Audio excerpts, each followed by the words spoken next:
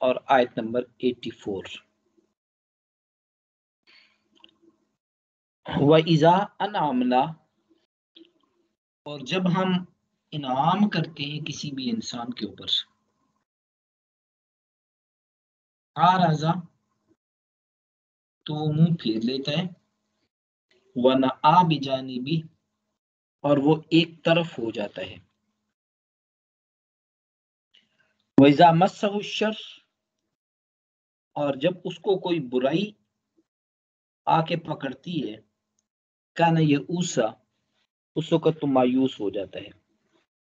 कुल, ए मोहम्मद सल्लल्लाहु अलैहि वसल्लम, आप फरमा दीजिए, कुल्लु यामल, सारे के सारे लोग अमल करते हैं, अला शाकिलती ही, अपनी शाकिला के ऊपर, अपने ढंग के ऊपर।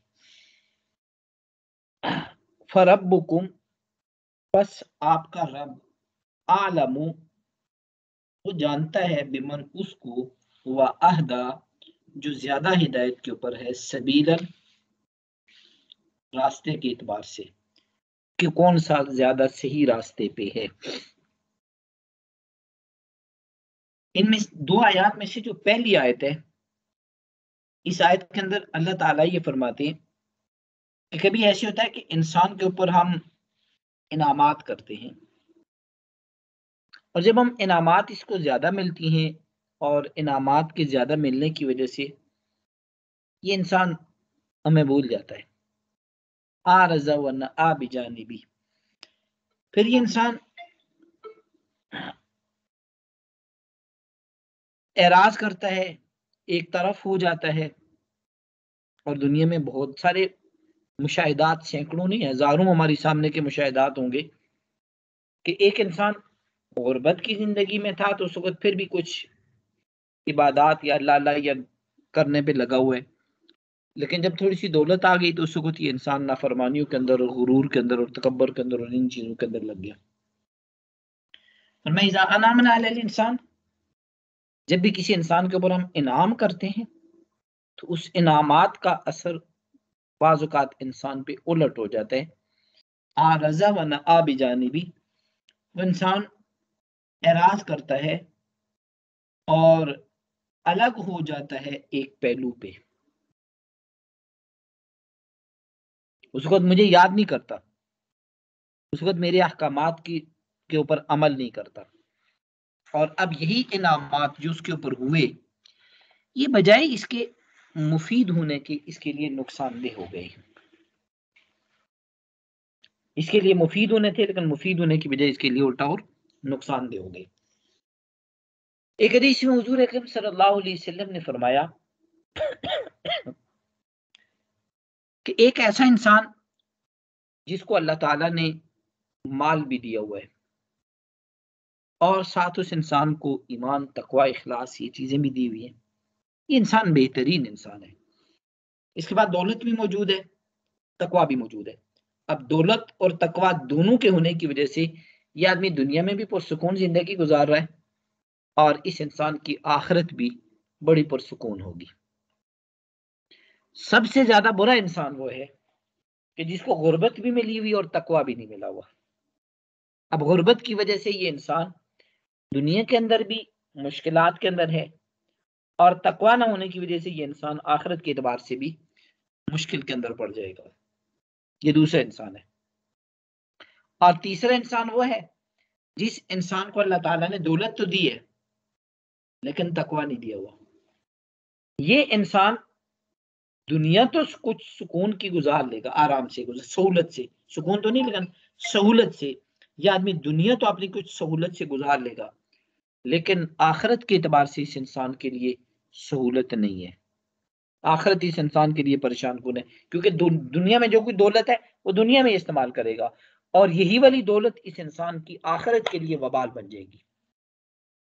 और चौथा वो इंसान है जिसको गुर्बत मिली हुई, और इसके साथ इसको तकवा भी मिला हुआ है। गुर्बत है लेकिन तकवा है।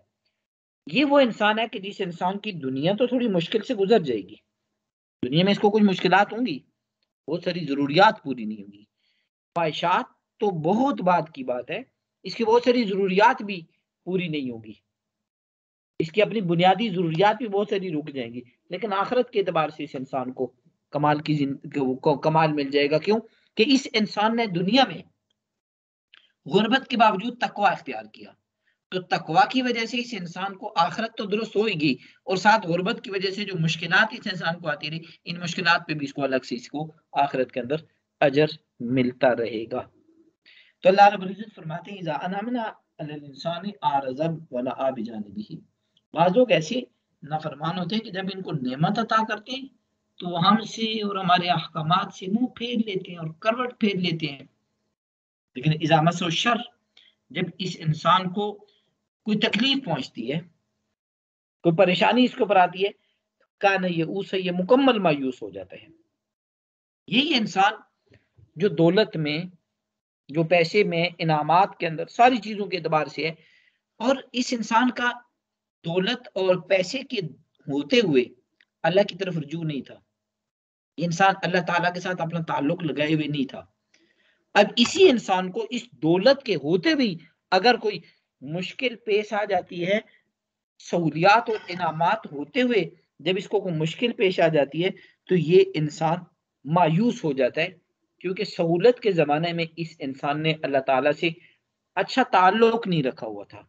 तो अब भी मुश्किल आने के बाद भी इसको समझ नहीं आ रही कि मैंने क्या करना है और मैंने किस तरीके से इस मुश्किल को फेस करना है, मैंने कैसे इस मुश्किल मरहले से आगे निकलना है। शर काना यऊसा, जब मुश्किल आती है तो ये इंसान फिर मायूस हो जाता है। एक हदीस में हुजूर अकरम सल्लल्लाहु अलैहि वसल्लम ने फरमाया कि अगर तुम ये चाहते हो कि मुश्किल वक्त में तुम्हारी दुआएं जल्दी कबूल हो, तो तुम उस वक्त में अल्लाह ताला से ज्यादा मांगा करो जब तुम सहूलत के जमाने में होते हो, जब तुम्हारे ऊपर मुश्किल कोई नहीं, जब परेशानी कोई नहीं, गम कोई नहीं, उस वक्त अल्लाह से दुआएं ज्यादा मांगा करो। हम जब सहूलत में होते हैं तो उस वक्त अल्लाह को नहीं याद करते, उसको दुआएं नहीं मांगते। उस वक्त तुम अपने लिए और दूसरों के लिए ज्यादा दुआएं मांगो, और अब जब आप किसी वक्त मुश्किल में मुब्तला हो जाते हैं तो उस वक्त फिर आपकी जो दुआ होगी वो जल्दी कबूल होगी। तो मुश्किलात में हमारी दुआओं की कबूल न होने या हमारी दुआओं की कबूल होने में ताखीर होने की एक वजह यह भी है कि सहूलत के ज़माने में हम अल्लाह को भूल जाते हैं। फरमाया इज़ा अनअमना लिल इंसानी अरज़ा व नअ बिजानिबी, जब हम इंसान के ऊपर कुछ इनामात करते हैं तो ये इंसान मुंह फेर लेता है, उस वक्त कन्नी कतराता है, फिर हमसे व नअ बिजानिबी, एक तरफ हो जाता है, पीठ फेर लेता है। व इज़ा मस्सहु शर्र, और फिर इसी इंसान को जब तकलीफ पहुंचती है तो इसको सहूलत के ज़माने में तो चाहिए था ना कि हमें हमसे दुआएं मांगता, और जब अब मुश्किल वक़्त में आके दुआ माँगेगा कबूल होगी, लेकिन बाज़ औक़ात तो कबूल होने में ताख़ीर भी हो जाती है। काना यऊस, अब ये मायूस होके बैठ जाता है कि मेरी मुश्किल हल ही नहीं हो रही, मेरी परेशानी दूर ही नहीं हो रही। उस वक़्त फिर ये इंसान दुआ की कबूलियत में जब थोड़ी ताख़ीर होगी तो ये इंसान मायूस होके बैठ जाएगा। फरमाया कुल कुल्लुन यअमलु अला शाकिलती, तो में से हर एक इंसान ऐसे जो अपनी शाकिला के ऊपर अमल करता है, अपने ढंग के ऊपर, अपने तरीके के ऊपर, अपनी जिबिल्लत के ऊपर, अपने हम मिसल के ऊपर अमल करता है। फरब्बुकुम आलम, बस रब तुम में से जानता है उसको, बिमन वाहदा सबीला, जो सीधे रास्ते पे हो। इस आयत के मुफस्सिरीन ने बहुत सारे माना बयान किए हैं, उनमें से एक माना, दो तीन माना मैं आपके सामने जिक्र कर देता हूं, और ये माना का फर्क बन रहा है लफ्ज़ शाकिला की वजह से। कुल कुल्लु यामलु, ए मोहम्मद सल्लल्लाहु अलैहि वसल्लम आप फरमा दीजिए कि हर एक इंसान अमल करता है अला शाकिलतिही, अपनी शाकिला के ऊपर। हर इंसान अपनी शाकिला के ऊपर अमल करता है। अल्लाह ताला जानता है कि तुम में से ठीक कौन कर रहा है और गलत कौन कर रहा है। हर इंसान अमल कर रहा है अपनी शाकिला पे, लेकिन ठीक कौन है और गलत कौन है ये अल्लाह जानता है। अब शाकिला से क्या मुराद है? मुफस्सिरीन ने, अइम्मा तफसीर ने शाकिला का एक माना बयान किया तबीयत, नेचर। एक माना इसका बयान किया आदत। इन दोनों चीजों में फर्क होता है। एक माना इसका बयान किया नीयत, और एक माना बयान किया इसका तरीका। ये सारे माना इसके डिक्शनरी में अगर आप देखें तो लफ्ज़ शाकिला का ये माना बनता है। और एक माना इसका बयान किया है हम मजाज, हम शक्ल। और एक माना मुफस्सिरीन ने इसका बयान किया है सांचा, जिसको आप इंग्लिश में पैटर्न कहेंगे। इसके ऊपर अल्लाह ताला ने इंसान को हर इंसान अपने इसके ऊपर अमल करता है। हमारे एतबार से इसके माना मुख्तलिफ होगा, थोड़ी सी इल्मी सी गुफ्तगू है, लेकिन इसके ऊपर हम थोड़ा सा गौर करेंगे तो अपनी इस्लाह करना हमारे लिए बहुत आसान हो जाएगा। फिर मैं कुल यामलु अला शाकिलतिही, हर एक इंसान जो अमल करता है वो अपने सांचे पे अमल करता है। एक माना इसका ये, अपने सांचे पे अमल करता है। सांचे पे अमल, सांचे से क्या मुराद है कि कुछ चीजें ऐसी होती हैं जो इंसान के जिस्म के अंदर इसके मोरूसी तौर पे नस्ल दर नस्ल इसके अंदर चलती रहती है। अभी इंसान उससे अगर निकलना भी चाहे तो हो सकता है ना निकल सके।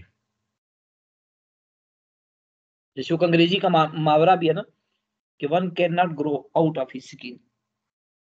इंसान जितना भी बड़ा अपने आप को कर ले, कितना फूल जाएगा, अपने चमड़े से बाहर तो नहीं जाएगा, नहीं चमड़े के अंदर ही रहेगा। अब इस बुनियाद के ऊपर अगर आप इस आयत को इस माना के एतबार से अगर इस आयत को देखें तो इस एतबार से माना ये बन रहा है कि कुछ चीजें ऐसी होती हैं जो इंसान के अंदर नस्ल दर नस्ल चल रही होती हैं, बाप दादा परदादा औलाद फिर आगे पोते नवासे उनमें चलेंगी।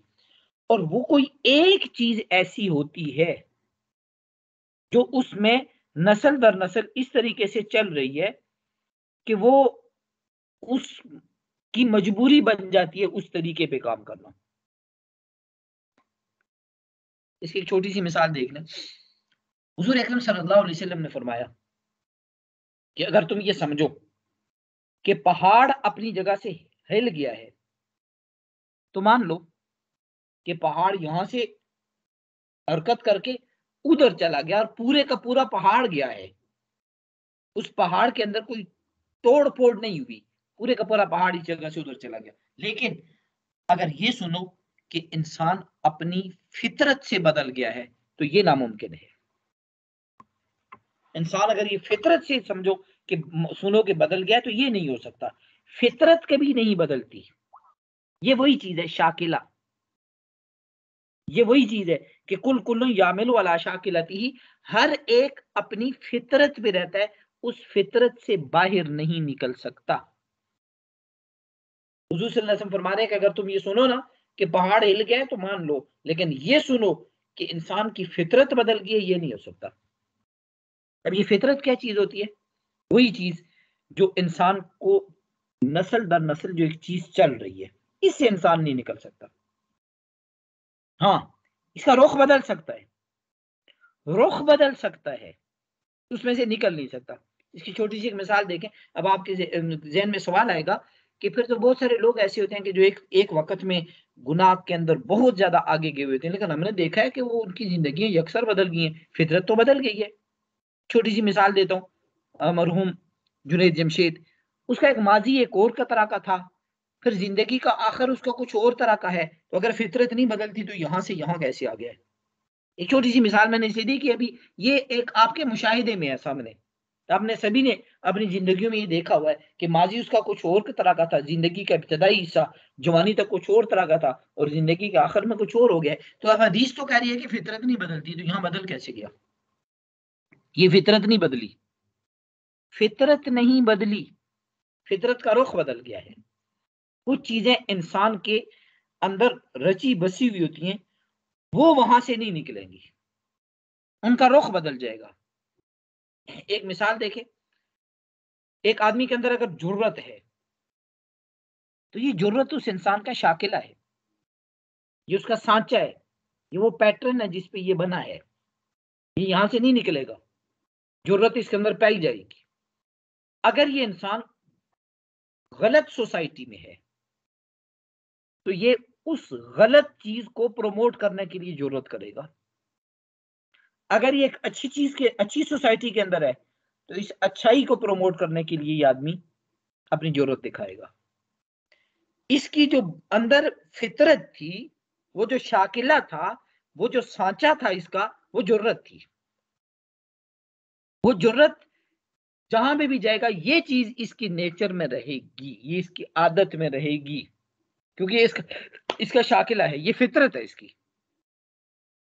रुख बदल सकता है। हज़रत उमर रज़ी अल्लाह तआला अन्हु जुर्रत है इतनी कि कुफर पे हैं और उस वक्त मुसलमान डर रहे हैं कि ये बड़ा बहादुर आदमी है ये, और अकेले घर से तलवार लेके निकले थे कि आज हुजूर सल्लल्लाहु अलैहि वसल्लम को खत्म करके आ जाऊंगा, अलैहिस्सलाम।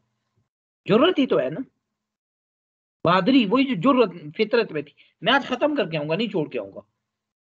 घर से निकले, रास्ते में हालात बदल गए और मुसलमान हो गए। मुसलमान होने के बाद वही तलवार उठी, जुर्रत अभी तक बाकी है, वही जरूरत बाकी, और जाके खाना काबा में ऐलान कर दिया कि निकल जाओ यहाँ से, हम मुसलमान यहाँ नमाज पढ़ेंगे। भाई तुम तो काफिर, मैं कलमा पढ़ चुका हूँ, मुसलमान हूँ। ये वही वाली जरूरत जो पहले हक हक के खिलाफ इस्तेमाल हो रही थी, अब वही वाली जरूरत हक के साथ और बातिल के खिलाफ इस्तेमाल हो रही है। ये है वो चीज जो कुरान करीम कह रहा है, कुल कुल्लु यामलु अला शाकिलतिही, हर एक अपनी शाकिला पे अमल करता है, यानी उसकी वो मोरूसी एक चीज उसके अंदर कुछ इस तरह की पाई जाएगी कि वो कहीं ना कहीं उसके अंदर वो पाई जाएगी। हाँ, रुख बदल जाएगा, अच्छी सोबत में होगा तो अच्छी तरफ चला जाएगा, बुरी सोबत में होगा तो वो वाली उसकी आदत उस तरफ चली जाएगी। इसी तरीके से एक आदमी की आदत है बर्दाश्त कर लेना। अब बुराई के अंदर बैठा हुआ है तो बुरे लोगों की बात बर्दाश्त कर लेगा, अच्छाई के अंदर बैठा हुआ है तो अच्छों की बर्दाश्त कर लेगा। ये वो चीज है जो अंदर से तब्दील नहीं होगी, रुख बदल जाएगा। तो यही वो चीज थी, जैसे मैंने बताया ना, इसको अगर आप देख लें जुनैद जमशेद का, तो उसकी भी नेचर में एक चीज थी, उसके अंदर उसके मिजाज में, उसकी तबीयत में, उसकी फितरत में एक चीज थी, और वो चीज पहले भी खत्म नहीं हुई, बाद में भी खत्म नहीं हुई, रुख बदल गया उसका। पहले उस रुख पे वो चल रही थी लोगों को गुनाह पे लगाने के लिए, और अब जब बदली तो इस तरफ आई, सलाहियत वही इस्तेमाल हो रही है लेकिन नेकी की तरफ लगाने के लिए। अल्लाह ताला ये फरमा रहे हैं कि तुम अब ये अगर इस हद तक मैं माना समझाने में कामयाब हो गया अगर, तो अब आयत का माना समझिए। कुल कुल्लु यामलु अला शाकिलतिही, तुम अपनी फितरत को इस्तेमाल कर रहे हो अपनी अपनी जगहों के ऊपर। तुम्हारे जो फितरत है उसको तुम इस्तेमाल कर रहे हो, लेकिन रब्बुकुम आलमु बिमन हुआ अहदा सबीला, तुम जहां इस्तेमाल कर रहे हो वो ठीक है या गलत है, ये तो फैसला अल्लाह ताला ने करना है, तुमने नहीं करना। वो कैसे करना है, ये तुम्हारे सामने फैसले मौजूद हैं कुरान और हदीस की सूरत में। अगर तुम इनके ऊपर अपनी उस सलाहियत को लगा रहे हो तो तब तो ठीक है, और अगर इनसे हटके लगा रहे हो तो फिर तुम्हारा रास्ता गलत है, फिर तुम अपनी शाकिला को गलत रुख पे लगा रहे हो।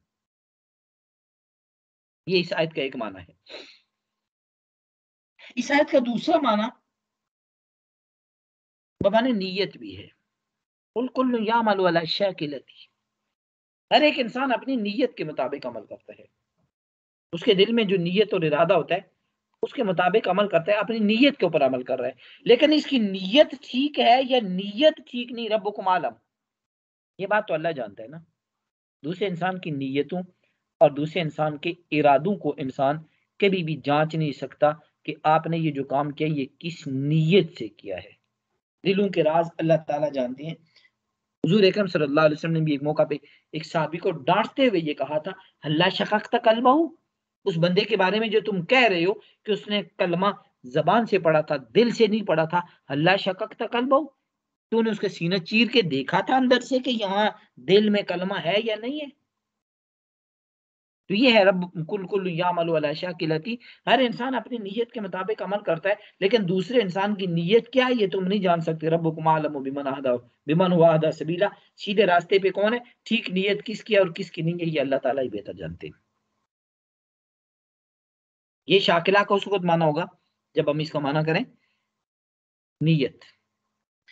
शाकिला का एक माना आता है हम शक्ल, शक्ल से ये शाकिला जो उर्दू में लफ्ज़ इस्तेमाल होता है, कुल कुल्लु यामलु अला शाकिलतिही, हर एक इंसान अमल करता है अपने हमशक्ल की तरह, अपने मिसल से, अपने जो उसकी मिसल होते हैं उस जैसे जो होते हैं वो उनका फॉलोअर बन जाते हैं।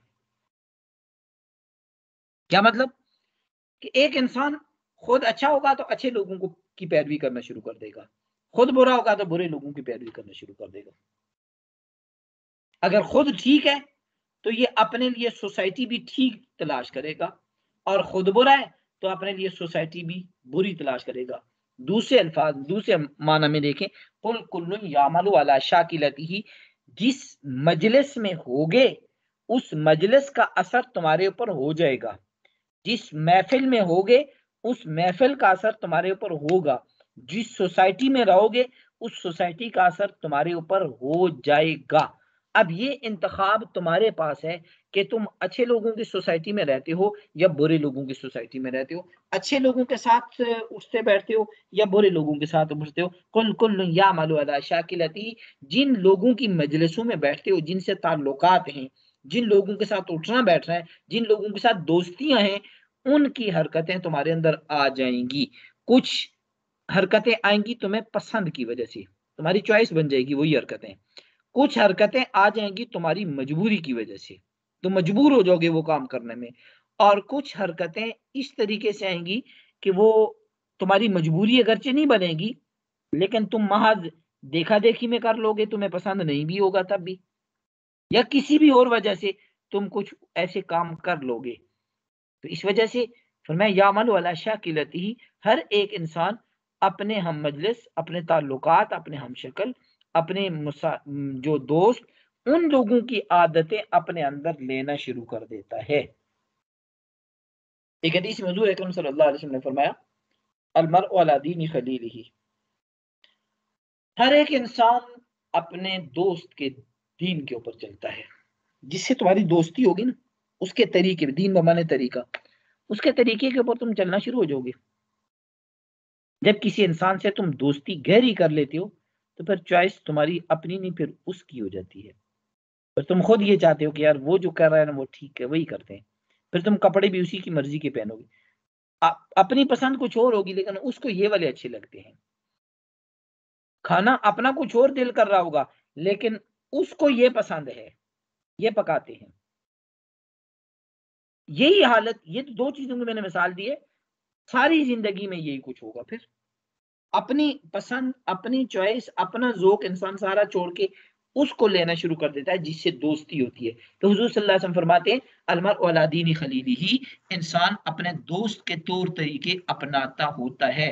फलयंजुर अहदुकुम इला मन युखालिल, जिसको साथ दोस्ती करने लगे हो ना, उसको एक बार देख लेना वो कैसा दोस्त है तुम्हारा, कि वो अच्छे अमाल करने वाला है या बुरे अमाल करने वाला है, ठीक रास्ते पे चलने वाला है या गलत रास्ते पे चलने वाला है। इस चीज को अच्छे तरीके से एक मर्तबा देख लेना, यानी इसका ध्यान कर। तो इस हदीस में भी जो तरगीब दी गई है वो यही कि बुरे इंसान से दोस्ती भी ना करो, तुम्हारे अंदर बुरी आदतें आना शुरू हो जाएगी। दोस्ती ना करो, दोस्ती एक अलग चीज है, ताल्लुक एक अलग चीज है, सलाम दुआ करना एक अलग चीज है, उठना बैठना एक अलग चीज है, दोस्ती एक अलग चीज है।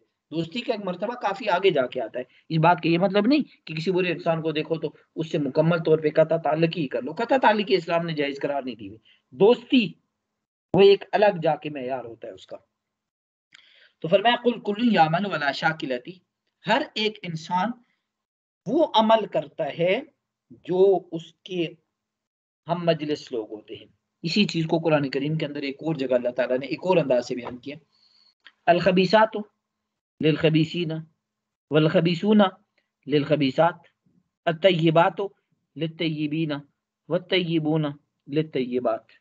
अगर तुम बुरों की मजलिस में रहोगे तो फिर तुम भी बुरे हो जाओगे। वही ना, नापाक मर्द नापाक औरत के लिए और नापाक औरत नापाक मर्द के लिए, ये यही इस चीज की तरफ इशारा हो रहा है। कुल कुल्लु यामलु अला शाकिलती, भाई तुम्हारा उठना बैठना कैसे लोगों के साथ है, अच्छे लोगों के साथ है या बुरे लोगों के साथ है? तुम्हारा ताल्लुकात मुनासिब नेक और पारसा औरतों के की तरफ झुकाव ज्यादा है, या तुम बुरी औरतों के साथ ताल्लुकात रखे हुए हो? अगर रखे हुए तो तुम खुद भी अगर बुरे हो तो इसी तरह की औरत भी तुम्हें मिल जाएगी। और अगर तुम खुद पाकबाज होगे तो यही तुम्हारे लिए होगा। तो यही वो चीज है, कुल कुल्लु यामलु अला शाकिलती, जैसी सोहबत रखोगे वैसे अमल तुम्हारे अंदर आना शुरू हो जाएंगे।